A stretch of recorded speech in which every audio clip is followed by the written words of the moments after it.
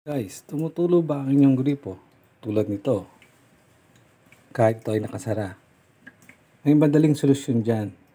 Simple lang gawin pero hindi 100% guaranteed na maayos ang tulo. Depende sa klase ng gripo nyo.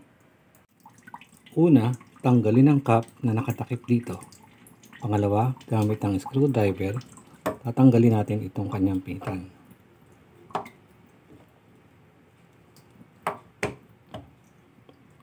Okay.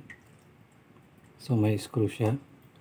Tapos ay higpitan natin ito gamit ang wrench o vice grip. So higpitan na natin gamit ang vice grip.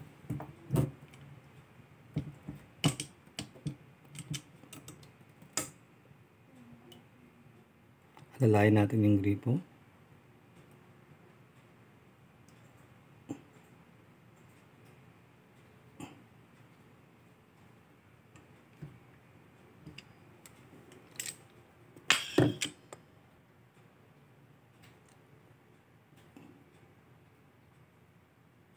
At kung mapapansin nyo, nung mahigpitan natin ito, nawala na yung tulo niya. Diba kanina malakas?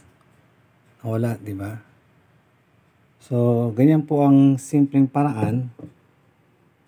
Kung tumutulo po ang gripo nyo kahit nakasara, pwede nyong gawin yun.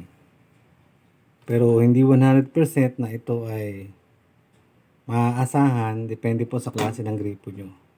Ngayon, ibalik na po natin yung kanyang pihitan. Yung tornilyong maliit. Yung driver.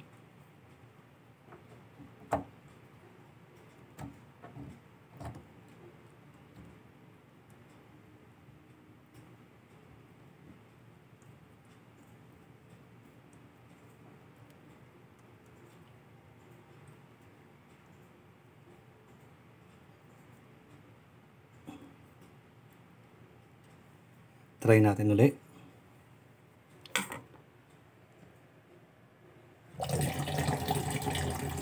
Sara natin.